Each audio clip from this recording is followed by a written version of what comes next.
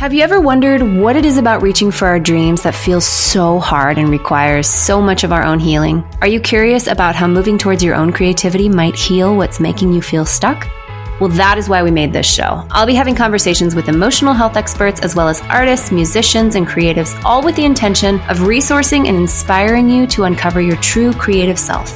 I'm Courtney Lancaster, and this is the Heal Create Podcast.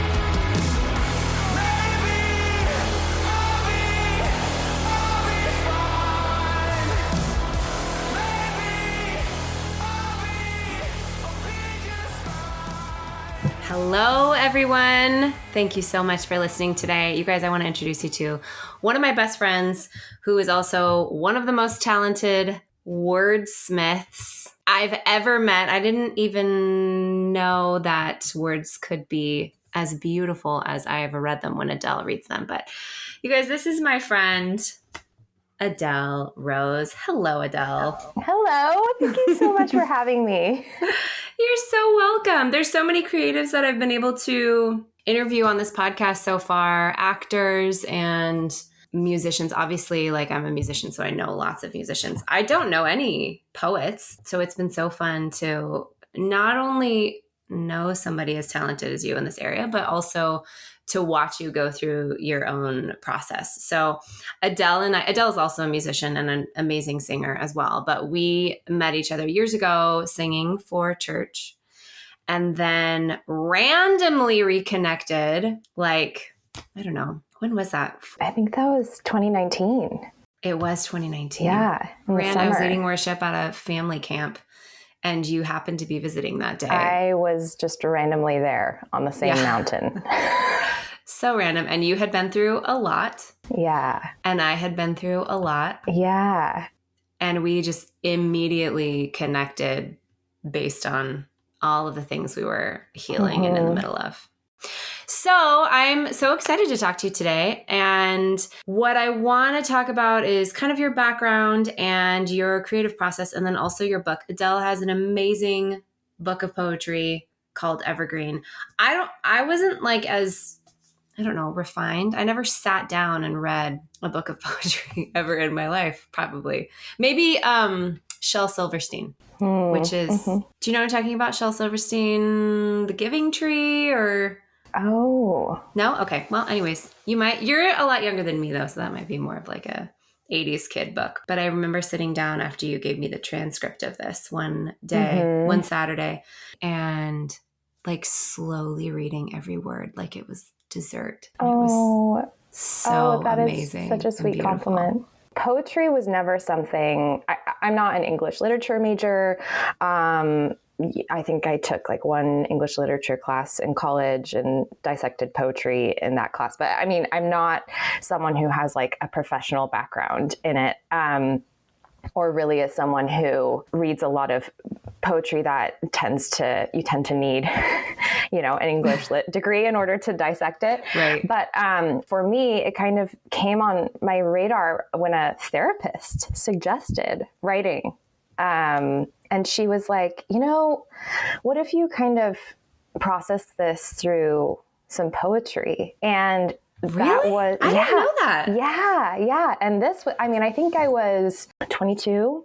And I just was in this really fragile state. And she just, I don't know, she was kind of trying to come up with a creative way that I could kind of process what I was dealing with internally. And what I enjoyed about it was that sometimes journaling was really overwhelming for me because it felt like you're just kind of verbally puking on the page and there was a lot. And then it was like, when does this end?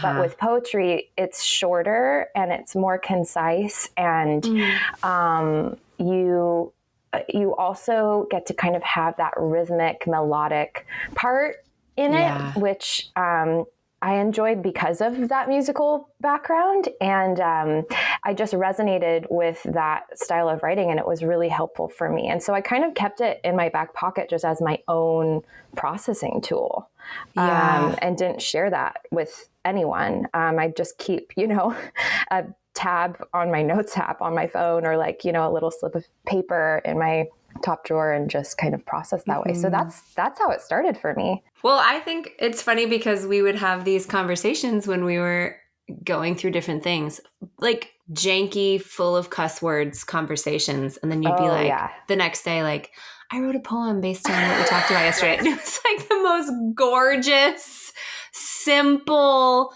beautiful poem in the world. Unfortunately, not featuring any of those expletives, but Yeah, no F words. This is a clean book of poetry.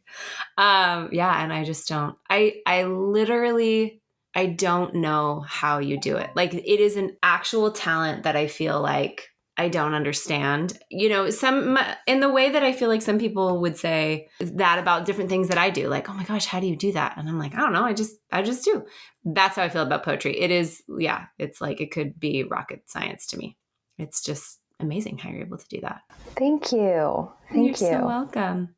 So would you mind, as much or as little as you want to share, just giving us a little bit of background on you and on your life and kind of how you got to this point? Yeah, I am definitely a creative person. Yeah. I do think everyone, though, is creative in their own way. I think it's, is it Yuval Harari in *Sapiens*?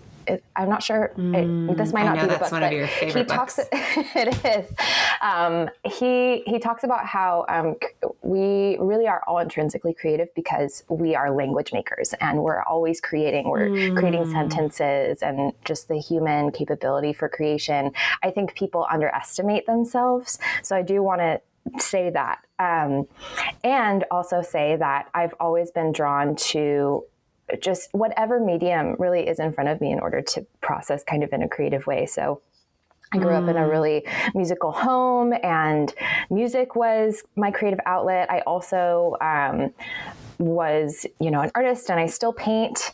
When I was a kid, I thought that's something I might do as well. And so I've done music and, studio art, and writing now is a creative outlet for me. Cooking has been a massive creative outlet for me. And I know we've connected over that a lot, Courtney. I almost went to culinary school because I really wanted that to be a part of my life and ended up not doing that. Photography. It's just felt like creativity has shown up in different ways in different parts of my life based on what I have available to me and also kind of what I'm processing. And they're all just sort of different, mediums to play with and ways to connect with other people and also kind of communicate the parts of my own internal world that otherwise sometimes there's not always words, or there's not always a way to paint, or there's not always a way to photograph, what you want to communicate. So writing kind of came into my life later, as far as creative processes go. But I definitely, have been through my fair share of hard things.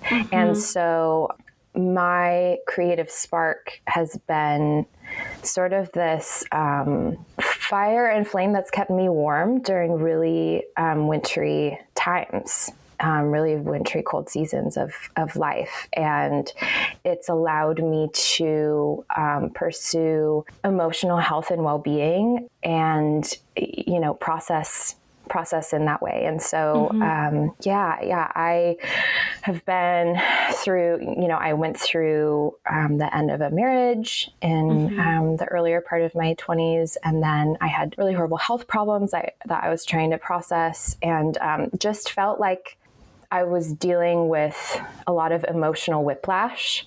And that is how Evergreen came to be, because I felt really exhausted and was trying to just work my way through all of that internal funk and gunk that kind of builds up when you are in survival mode for a long time. So that's just absolutely.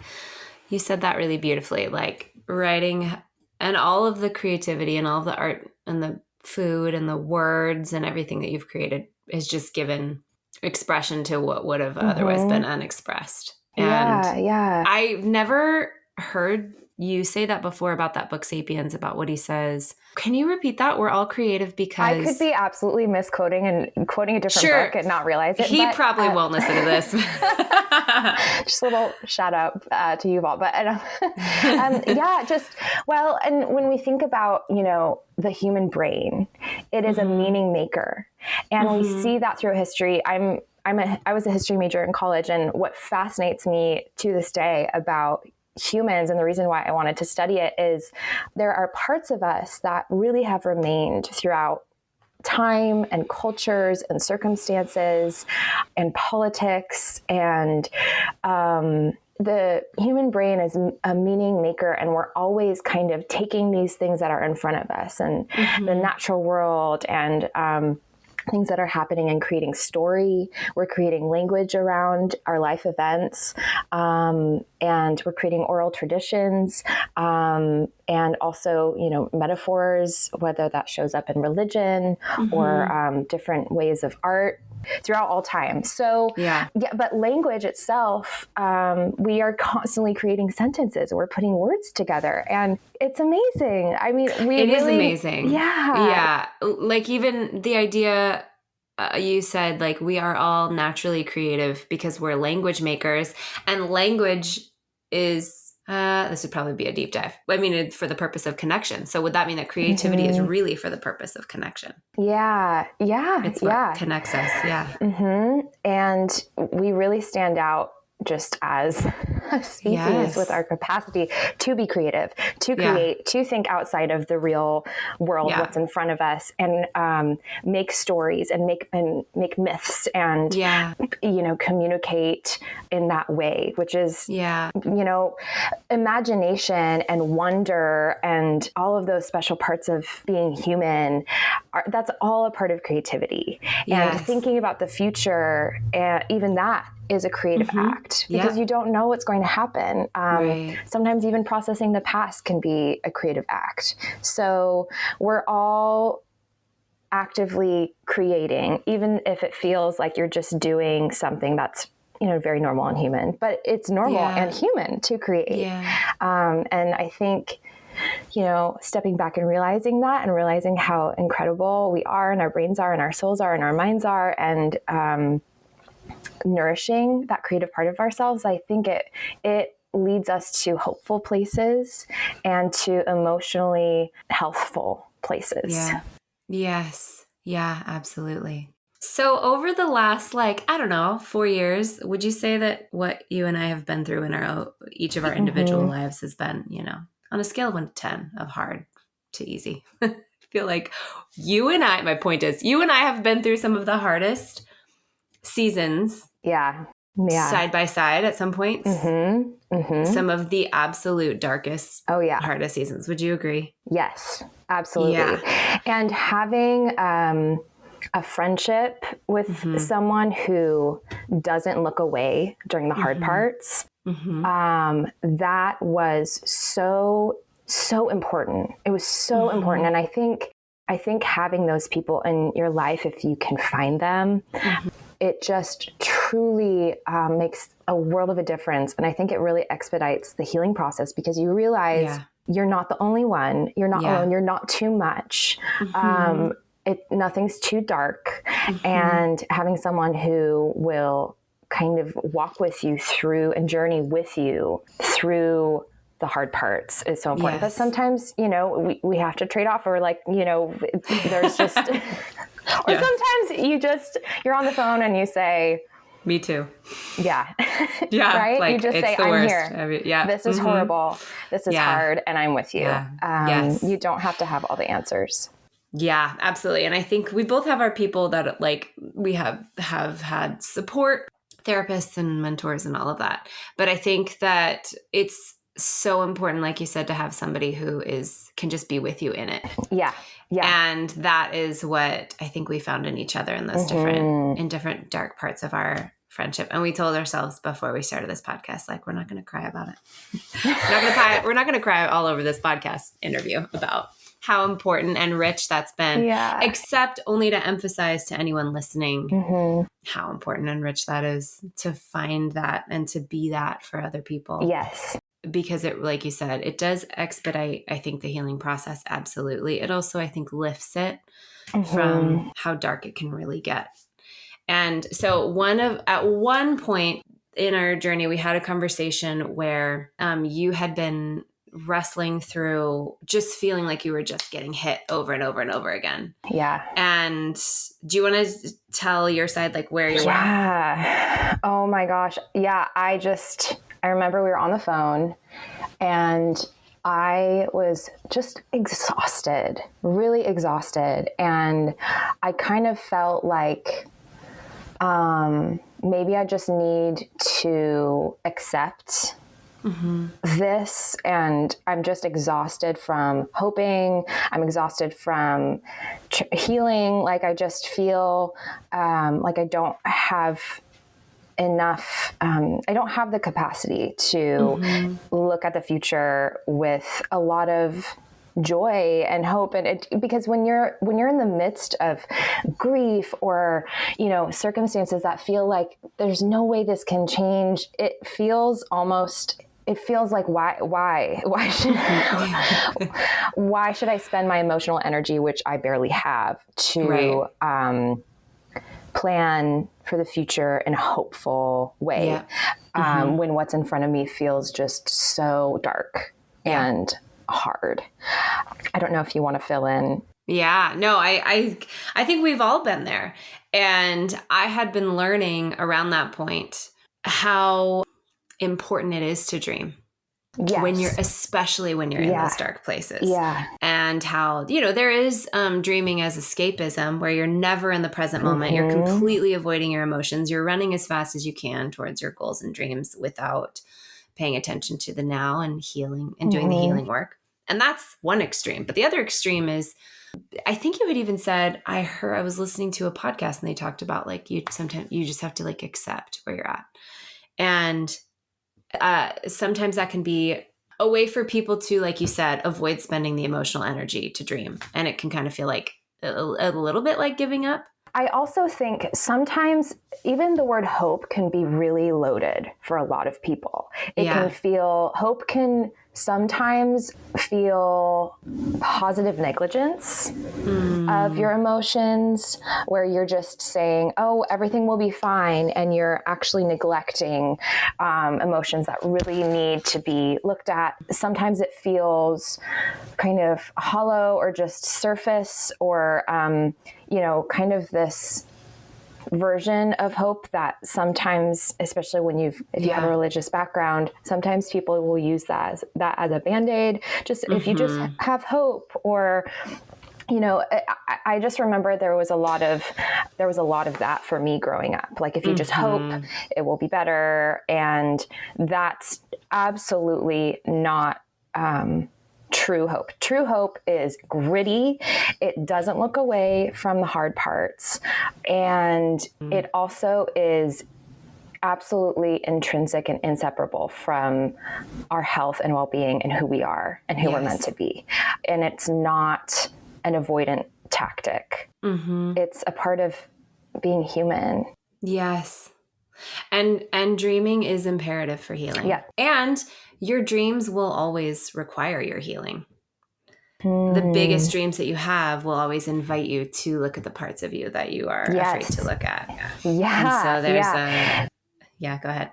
It can be so scary to dream. Yes. Yeah. Totally. And vulnerable. It feels almost like you're being vulnerable with yourself. You are. Yeah. Yeah. Yes. Totally.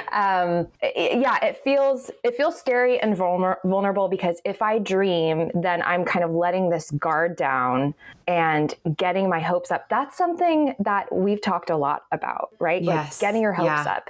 I actually love telling that to people, like, no, get your hopes up, because when you allow yourself to feel that joyful anticipation about something, it is,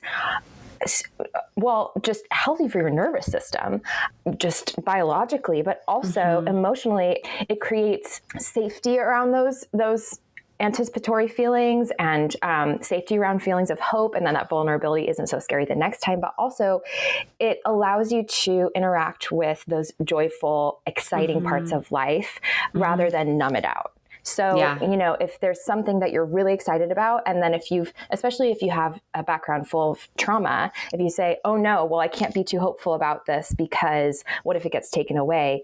You're actually missing out on the experience. Yes. Because part of the joy and the richness of life is getting your hopes up and interacting with excitement over the future, whether it be, it could be anything. But I think a lot of people, again, especially when you've been through something traumatic, a lot of people are so afraid of being disappointed that they numb themselves out to joy. Oh, yeah, absolutely. I would say a lot of people.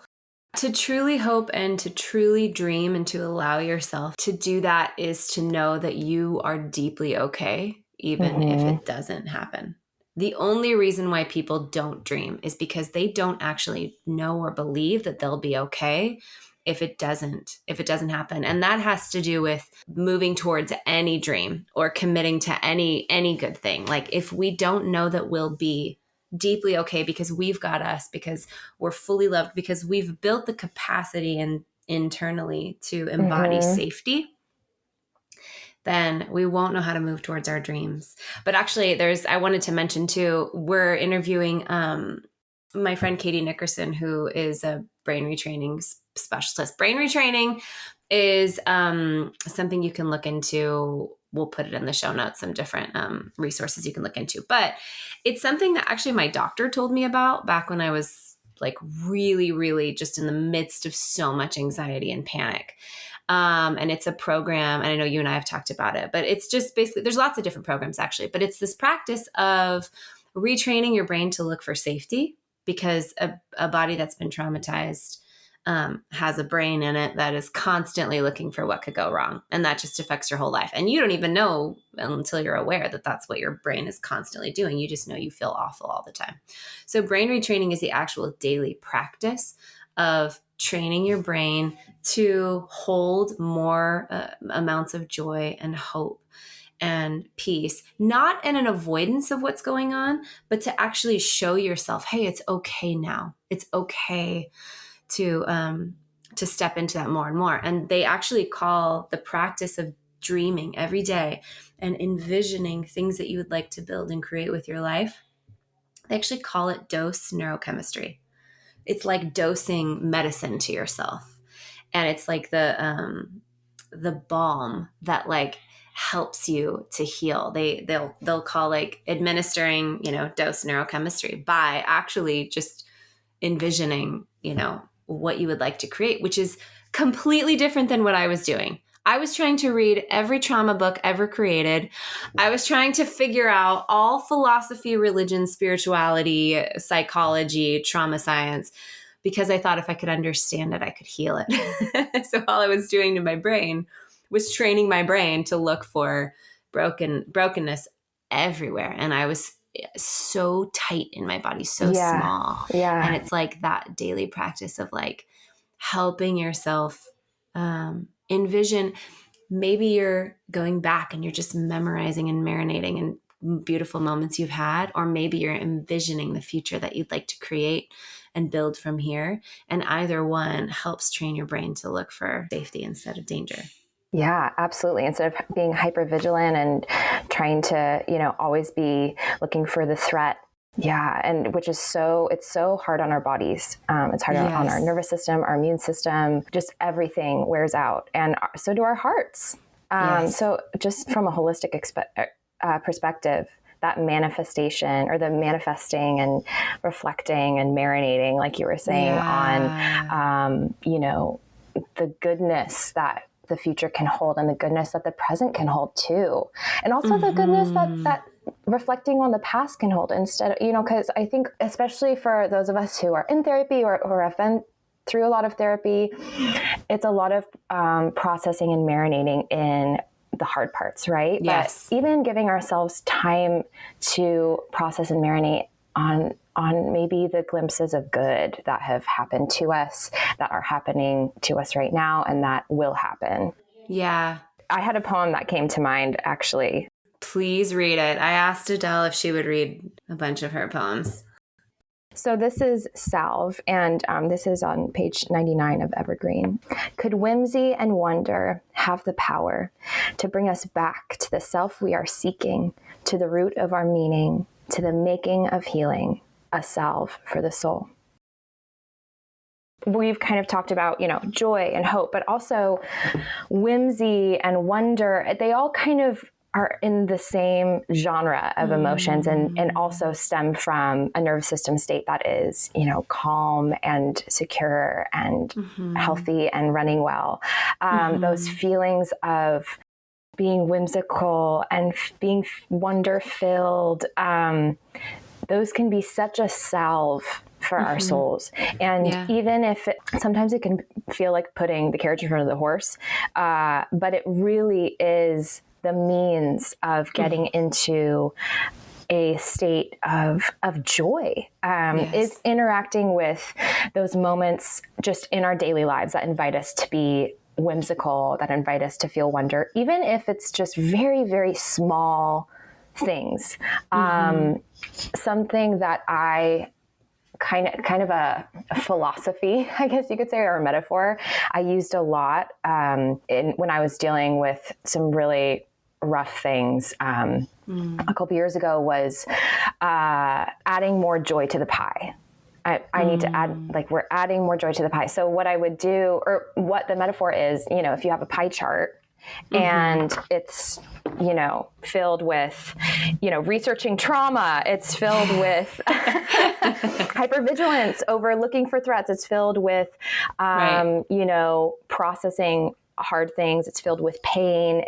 Or even just, I've dealt with chronic pain. And so even that can take up a lot of brain space, a lot of emotional space, and, or just really hard circumstances that you can't look away from. Because sure, you can, take a break from researching trauma, and you can take a break from, processing the hard things, but you can't take a break from life.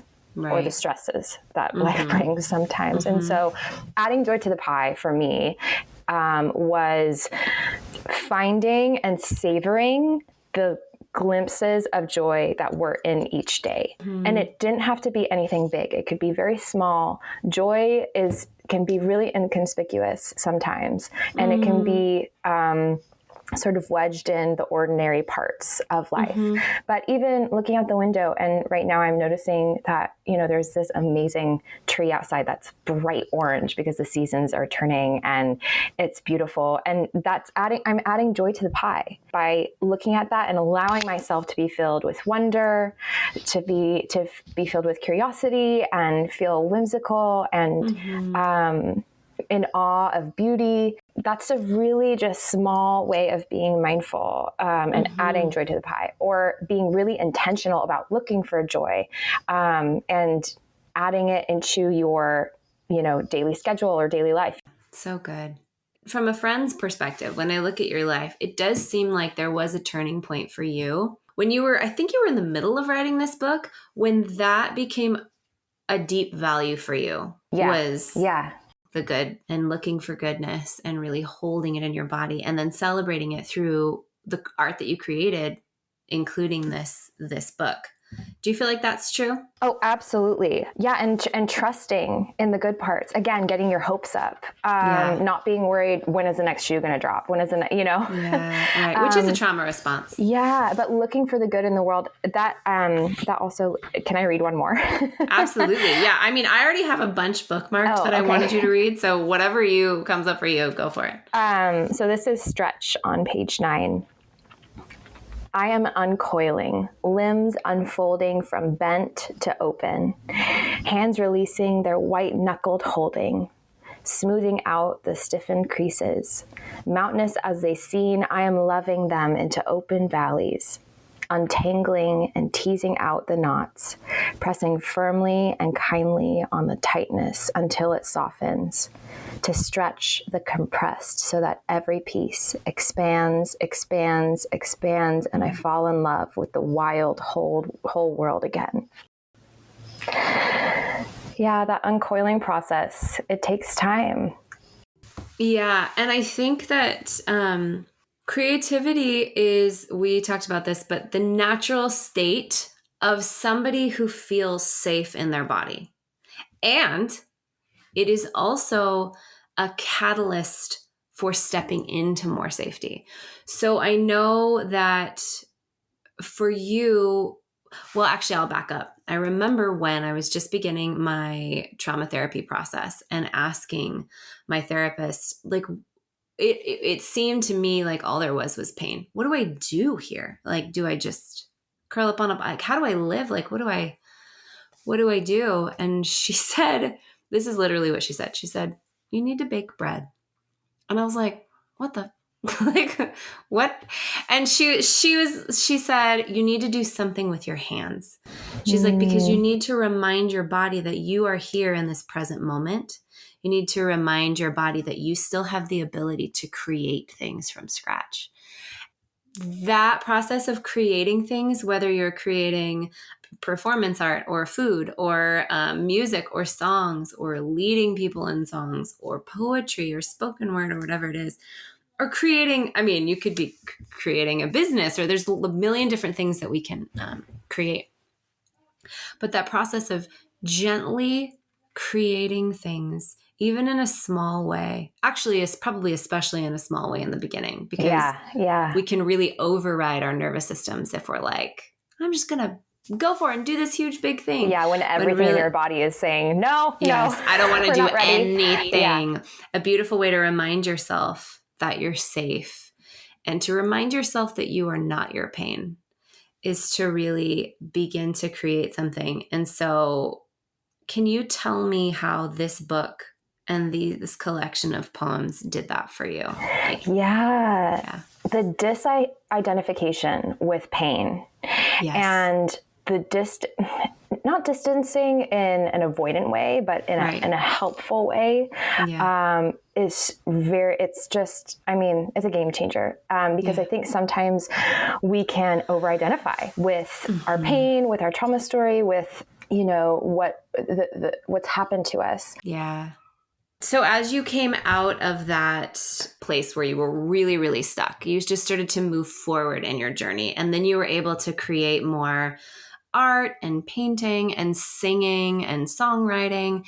And then you really found your place with poetry. And then it became this actual project you wanted to complete, which was really cool to watch as a friend, starting with an idea and then watching it become this transcript, and then now it's a published book that's sitting on my desk right now. So I was wondering, how did the creation of these poems kind of lift you out of those spaces? Well, I wrote all of this really first for myself. All of these poems, really, it was a way of processing for me. And I had no plans of sharing any of it with the world ever. But I had... Which is crazy to me, because it's just so it was beautiful. Like, no, this is too much. This is too much. This is too much, because I think, you and I have both gotten that same messaging of you're too much, right? I think especially as women, we've got like, don't take up too much space. Don't be too much. And I was like, this is too much. So I really was just writing, and I was writing for myself. I was writing also because it was kind of the only creative medium that I could handle at that time, because I just was so sick that I couldn't cook for myself. Yeah.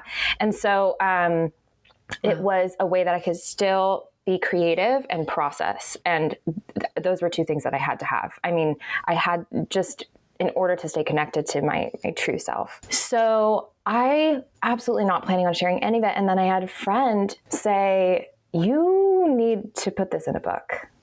And I was like, no. There's no way in hell. I'm not sure. This is way too vulnerable. Are you kidding me?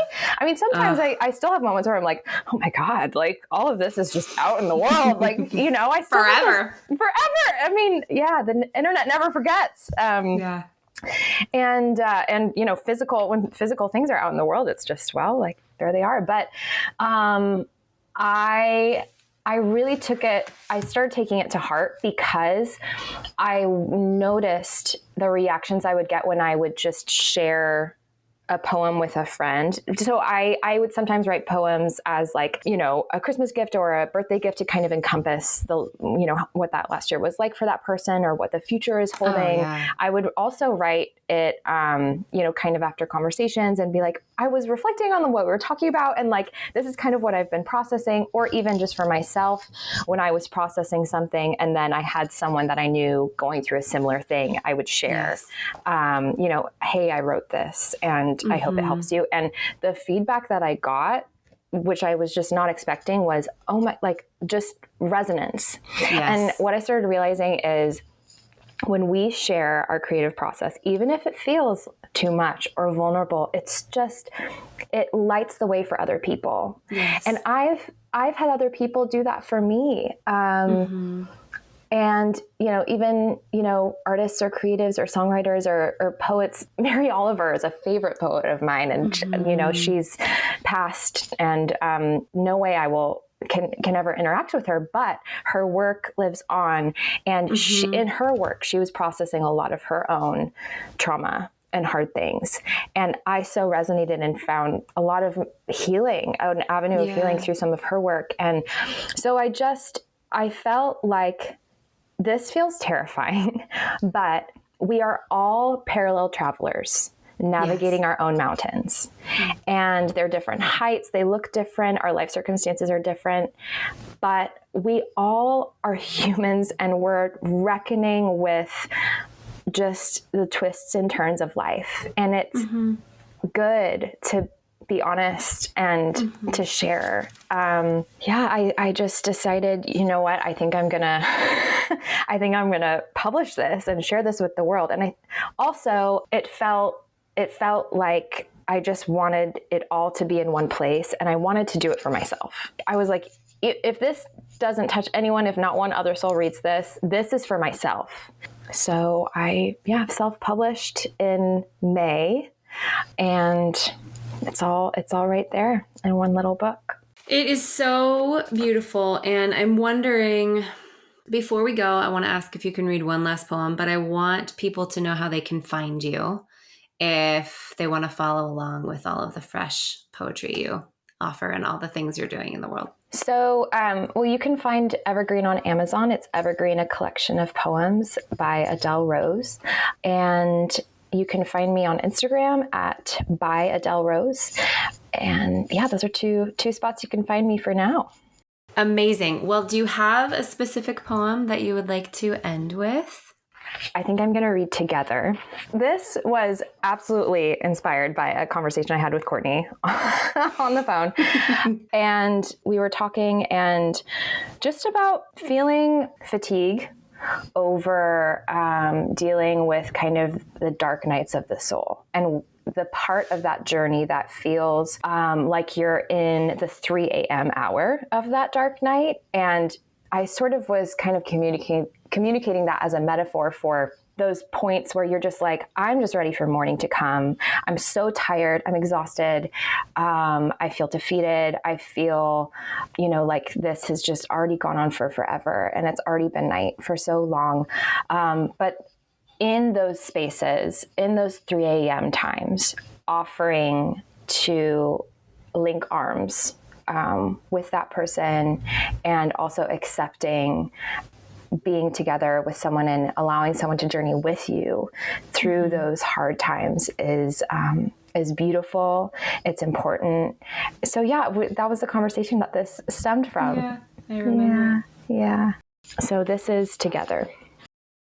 I will wait with you when it is 3 a.m., when the day has not yet begun, but night is nearly over, when no light can yet be seen. Before the yellow dawn shows its breaking, I will wait in the damp, cold intermission between the dark and sun, in this liminal space, this not yet, in the unraveling and unfurling, in this transient wordless hour, I will offer my arm to link with yours as we watch the last stars flickering and the dew slowly falling.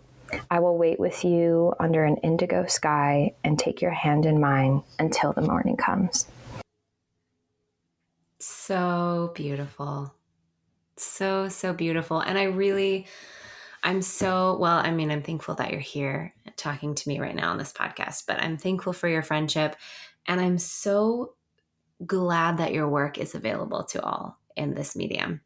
And I hope that this book just expands and expands and expands over time, because it's precious, it's touching and beautiful. And these poems are, I would say, have a theme of really empathizing to someone walking through hard times. I really want anyone who picks up the book and even flips through just a few poems or even just reads that one, I want them to know that they're not alone.